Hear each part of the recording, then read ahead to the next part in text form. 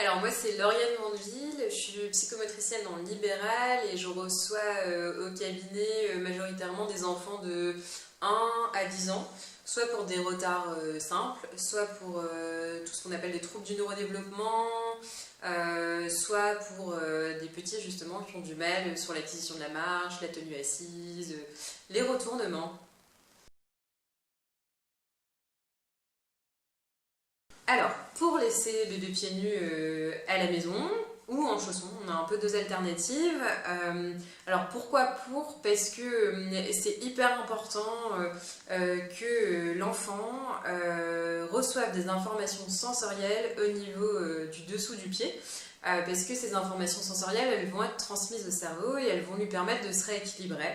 Donc c'est-à-dire qu'on va avoir une texture différente, on va avoir un petit déséquilibre parce que on a un dénivelé ou des choses comme ça. Et donc ça, c'est toutes les informations sensorielles qui vont être transmises au cerveau et le cerveau qui va à l'inverse dire ah bah tiens, il faut se rééquilibrer, ah bah tiens, le pied, il faut le mettre comme ça, et ainsi de suite. C'est aussi hyper important parce que ça soit pour la marche ou pour les étapes d'avant qui sont primordiales et nécessaires, donc le capate, le rampé, la tenue assise de manière autonome, il faut qu'on ait les orteils qui soient libres de leur mouvement. Donc il faut qu'on puisse avoir les orteils par exemple qui vont venir crocheter le sol pour pousser dans les rampés, ou alors le pouce qui va venir crocheter pour hop, réussir à l'enfant à se retourner.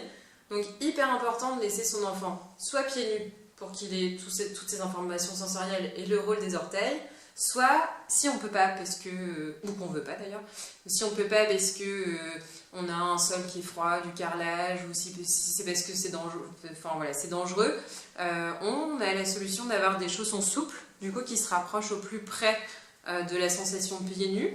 Le but du coup c'est d'avoir une semelle qui est vraiment qui épouse le pied et où on ressent vraiment toutes les sensations aussi. Donc où on va ressentir les dénivelés, les petites aspérités du sol pour avoir les mêmes informations qui vont être transmises au cerveau. Donc du coup on a T-Shoops qui fait des petits chaussons avec des semelles très très souples, avec un chausson très souple aussi, voilà, qui va épouser parfaitement la forme du pied.